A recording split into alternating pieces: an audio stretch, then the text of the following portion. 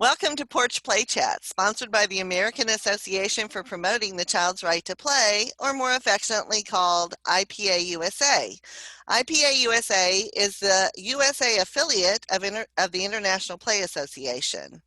So as part of our efforts to promote play, we're happy to introduce our Porch Play Chats. And these are conversations that focus on a wide range of topics from experts who are passionate about play. You can find the latest Porch Play Chats at our website on IPAUSA.org or on Facebook and Instagram. I'm Deb Lawrence, president of IPA USA, and with me on the porch is Lisa Murphy, a board member. Hey, Lisa. Oh, nice to see you. And Rusty Keeler, who's our vice president. Hey, Rusty. Hello. Great to see you. So today's topic is Take It Outdoors. Rusty has kindly decided to come and talk about it because, you know, we kind of need to be outside a lot. Rusty is the author of an upcoming book, author of a couple of books, but the upcoming book, Adventures in Risky Play. I love it. And then he's also a natural playscape designer. So Rusty has lots to share with us. Rusty, talk to us about why we should take it outdoors. All right. Well, I've always been somebody who cares about the outdoors and wanting children to be outside because of all the beautiful opportunities for connecting with nature and ourselves and full body and full voices and all that kind of stuff. And really now, when people are wondering what to do with childcare centers or school or their backyard or their own families with COVID going on, we know the best place, scientists, everyone's saying it, is to be outside, you know, where there's lots of room to breathe. There's literally, breathing room, as opposed to being within, four walls. So, we've always known that children, we bump against walls, with myself too. Like, there's only so much time we can be indoors, and it feels so good to be able to be outside. And, if you're an educator, maybe you think about the classrooms inside.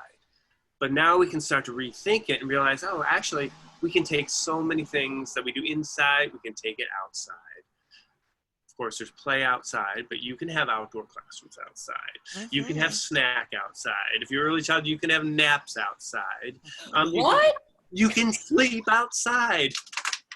Yes. Camping. Yes. Yes. And it's always funny because we used to do that when I did family childcare, and they'd be like, oh my God, they surely don't sleep. And I always would tell them, for the first couple days they don't, because it's so new and novel. Yeah. And after they realize that it's just part of what goes on here, if they're tired, they go to bed. Yeah. And really, with birds chirping and blue sky and clouds, it's all relaxing, We often have to pay to have, listen to that stuff to help us get to sleep. So here you can get it right away. Here. Yeah. So I think that's it. Rethinking what just time with children is and can be, that it can be outside. And then there's a great Norway, I think it was 1962, did their early childhood regulations, and they said children should never be inside for more than 2 hours a day. I love how it's flipped. Yeah. Love it. So here we say we want you to be out 2 hours a day. Yeah. And they totally reframed it. And I think that we can learn something.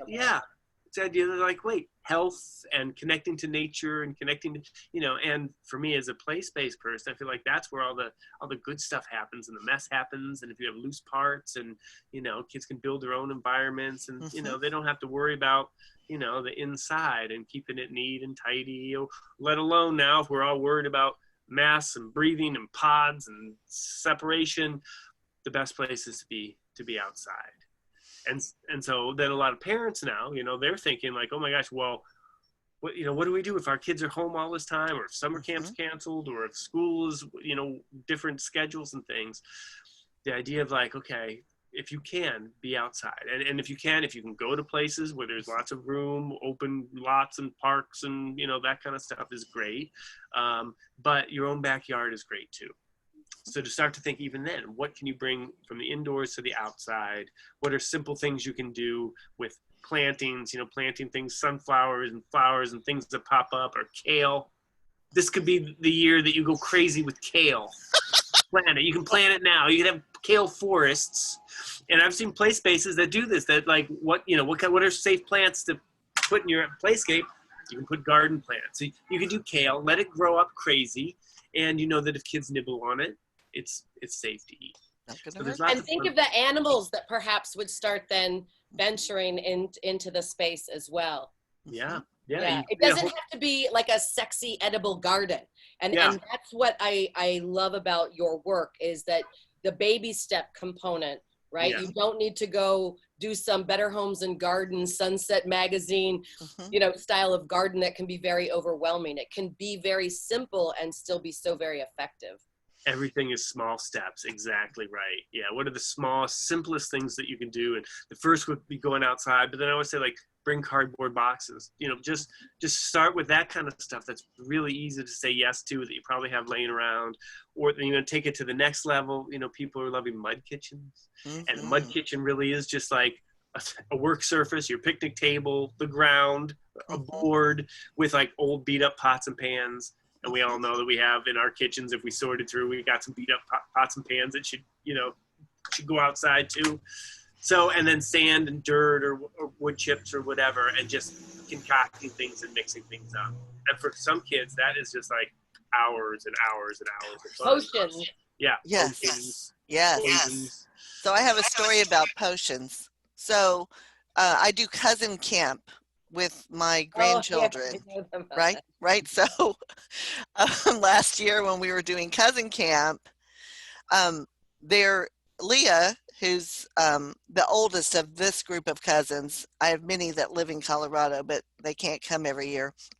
Leah is very much into Harry Potter, reading Harry Potter books and everything. And I said, should we make potions? And she said, yes.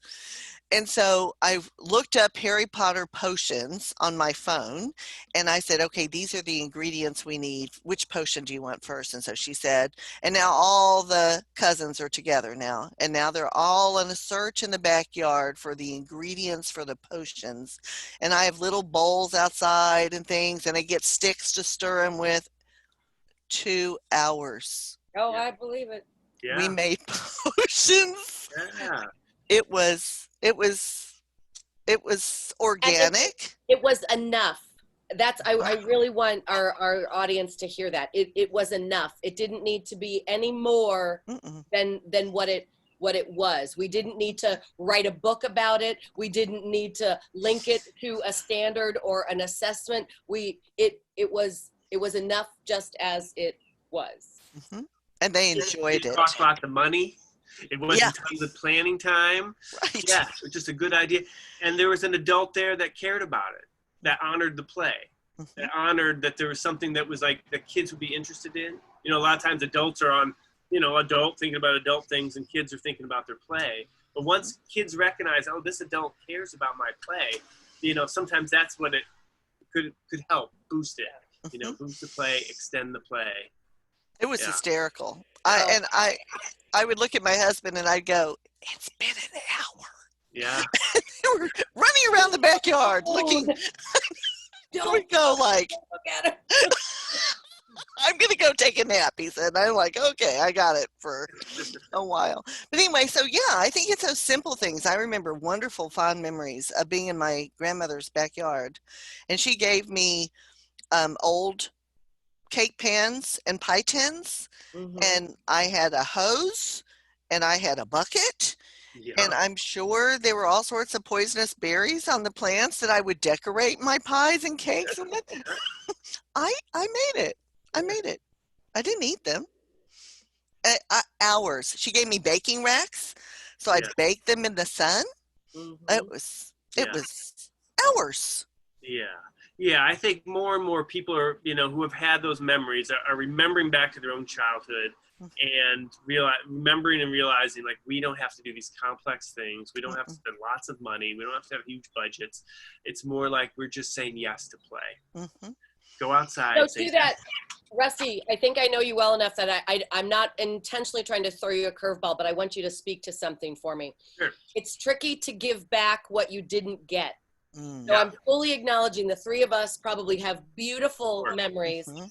just like Deb was kind of describing, on your own, out, independent, Yep. open field, maybe with other kids. Mhm. Speak for a little bit about how you can assist people in understanding the importance of bringing it out if in fact they don't have that own personal memory to tap into. Sure. Right. Because certain people like had farms to roam around in, or fields, or vacant lots, and that kind of stuff. But not everybody did. But if they're listening to this porch chat, they care about kids and they're interested in play. So I would say it then becomes kind of a heart thing of like, okay, we want to support play, and maybe you can recognize the beauty of play. And like when Deb was saying, when you see play that is extended, if that could be good enough to say, all right, we want to see play, and when they're engaged, we know it's great. If you want to put a lens on it of like, well, here are all the things that kids are, learning, or what positive for their development, social, literary, language, all that kind of stuff. There's so many ways to say that play is important for development, for brain development, all that kind of stuff. So it's the idea of first the belief that play is important, and then acknowledging that we can support play, or we can not support play by how we are as adults. Are we saying yes? Are we saying no? Are we adding things like the potion kinds of things to have it go longer? And that's kind of what our goal is as play people, is to how do we extend that play? How do we know and believe that it's positive for children?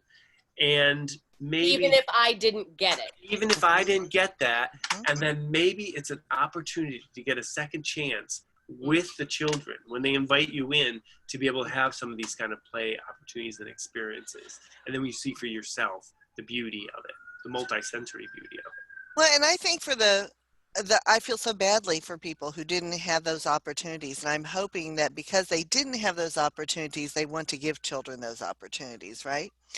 But I also, I mean, if they have to go to something that's academic, and play to me has every aspect of development in it. So it's already academic development, right? Because they're being persistent, they're staying, 2 hours of attention.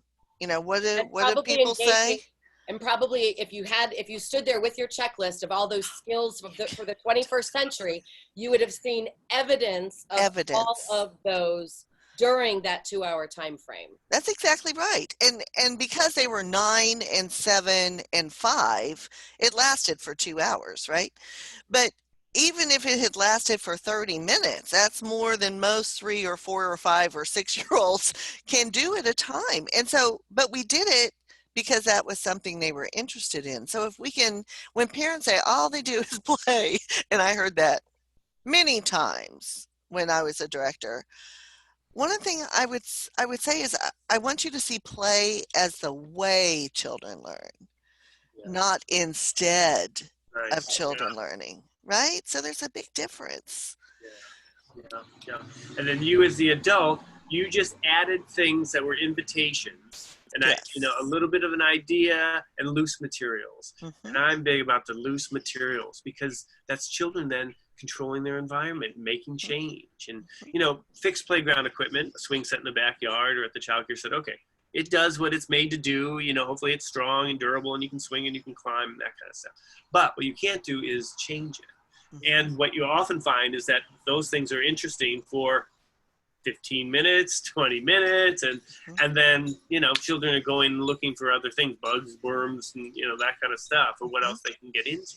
But then you start to add the loose materials, and then it just goes on and on. You see that kind of extended play. And then those loose materials, whether it's things for making potions, or it's making, building forts and dens, or loose natural materials, can get brought up if you have a play structure. And then suddenly that opens up the use of that, when if it was just the structure itself, there's only so much it can do. But then you as the adult who's saying yes to play, and then thinking, okay, what else can I add to the play? What are the loose materials? Whether it's the potion stuff, or sticks, or leaves, or natural materials, straw bales, pots and pans, cardboard box, all that kind of stuff. Because that's then where the good stuff happens, right? Yeah. I want to hear you, Rusty, as an expert, because I know I know people will expect me to say it. I'm wondering if I can get you to be like, yep, I agree. Okay. That it's okay for our listeners who might be a little on the fence, that it is okay to bring out blocks. It's okay to bring out books. It's okay to bring out, some of the stuff from the inside. It is okay to bring that out. There isn't a rule. No. I mean, I think in the old days, we used to think there's indoor stuff and there's outdoor stuff. Right. But now is the perfect time to think, let's just have stuff, and you bring it indoors and you bring it outdoors, and you can have it all outside. And you can have books, you can have bookshelves, you can have blankets outside, you can have your blocks outside. Everything can go outside. And then maybe you stay outside. Maybe you're always outside, and then just stuff goes back and forth. Or but the idea of just like how about this concept? All outside days. Oh, have my an all goodness. outside day. Record it. Share it. Yeah. Tell everybody about it. And Tell you're everybody. allowed to go inside to pee. Yeah. If you have to. If you have to. If you have I really like what you said, Rusty, about thinking of flipping that lens. You're only allowed to be inside for no more than 2 hours. Right. And That now could in be this a day and game age, changer. Game changer. it should be outside. Yeah, they should be outside running around, and and if they can, not everybody has access to, and that's kind of the sad thing about, at least when we're recording this, and like maybe if kids are cooped up in apartments and they don't have access to that, and that's really, really hard. So any moment we can, as educators, if we have that ability to like let children be outside and let them play. And we know that play is the way children learn and grow, and it's natural, but also it is also like the stress relief and just normalization of life, right? Like children just, let's just lay off, relax, and let them do their thing, and then watch them and see the amazing things that they're doing, and then thinking as adults, our intervention should only really be to help it progress, to help that play go longer. Yeah, what can we do? So then we have to get creative of what we add. It would be really funny when I was teaching preschoolers, and I had just Play-Doh on the table, right? But now on the shelf, there's cookie cutters and rolling pins and popsicle sticks and plastic knives and all sorts of other things, right? On the shelf, right there, right behind them, accessible and ready. And they would be playing with the Play-Doh, playing with the Play-Doh, playing with the Play-Doh. And then I would notice that they were starting to get kind of restless and thinking about leaving. And so I would just go over on the shelf that was right there and put popsicle sticks on the table and walk away. I said nothing. And they were like, oh, and they would get the popsicle, and we extended and we extended and we extended. And sometimes I would have children sitting there for an hour, just because every now and then I would walk by and notice them getting restless, and it was right there on the shelf. Pick something else up and put it on the table. That was when they were like 3 and a half. An invitation. Yes, but by the time they were 4, they would go, oh, we could get the rolling pins, and then they would go get them. But at 3, they hadn't yet figured out, even though. And I think that same mindset of what you did inside can 100% be outside with materials outside. Yeah, You might not see it, right? Like Yeah. my intention was not that I needed you to stay with the Play-Doh.